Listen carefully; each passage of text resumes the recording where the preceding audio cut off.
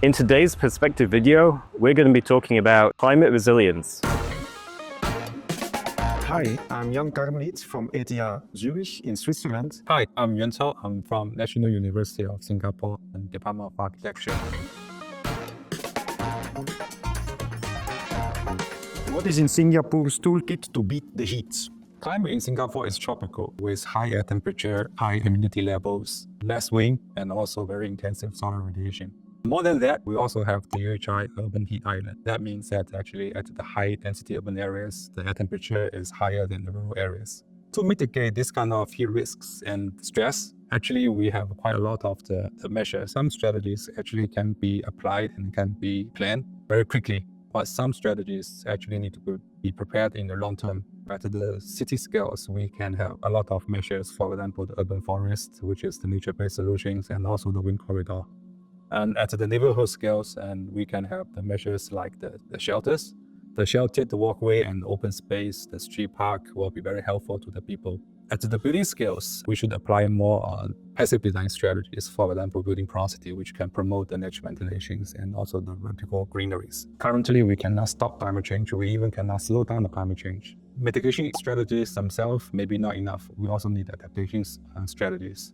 All the stakeholders actually need to work together, like the urban planners, climatologists, architects, policymakers, to make a very systematic decisions and the actions, so that actually we can make both mitigation and adaptation strategies more effective.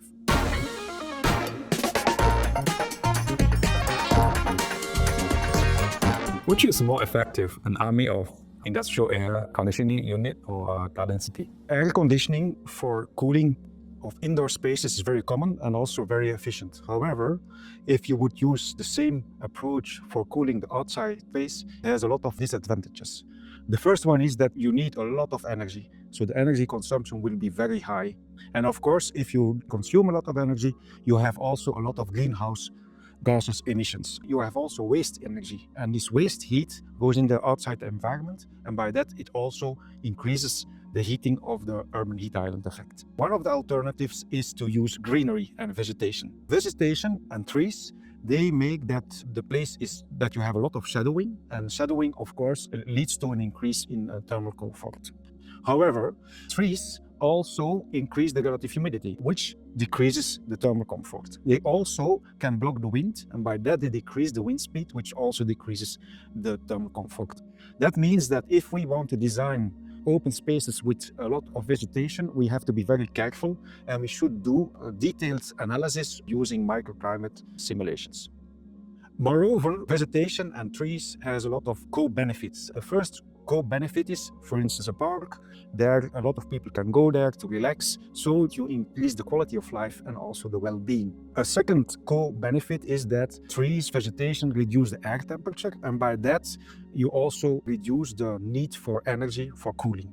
A third benefit is that you have parks made of grass fields and porous surfaces, which during storms and heavy rains can store a lot of water. And finally, vegetation leads to biodiversity, and so parks can be habitats for a lot of animals and different tree species. To wrap up, we can say that nature-based solutions are very valuable, and they should be part of a broader strategy, including advanced technology and policy leading to climate resilience.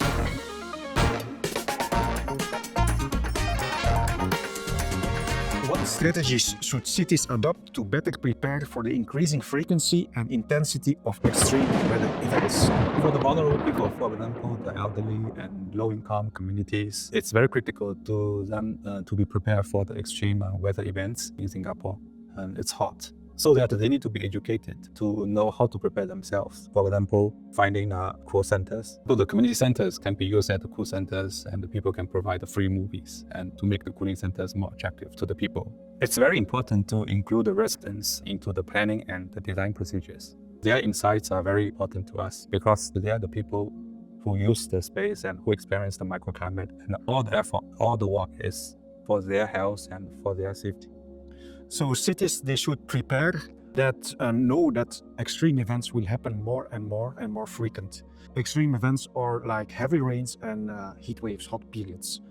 So they should prepare For that and adapt for it, they should include resilience in their urban planning. They should, for instance, have early warning systems. What you don't want is that you have a complete fallout of some crucial systems like the electricity system. Now, during a heat wave, there will be a very high consumption of electricity due to active cooling. So we should find ways to build resilient infrastructures that can cope with it, so that essential infrastructures like transportation, communication don't fall out.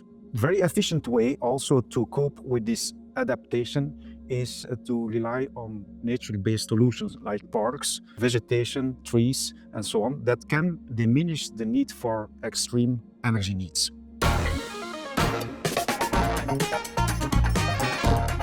How can cities use both technology and design-based solutions to improve their air quality?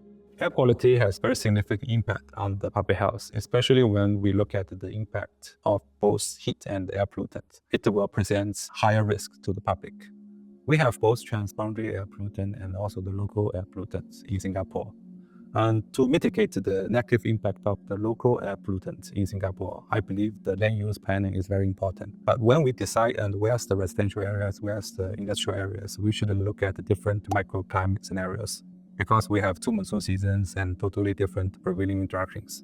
Sometimes some locations is the windward areas, but sometimes it becomes the leeward areas.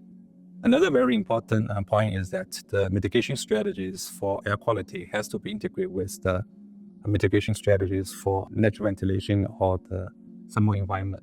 Because sometimes the airflows within the air corridors not only can carry the cool and fresh air, also can carry the air pollutant.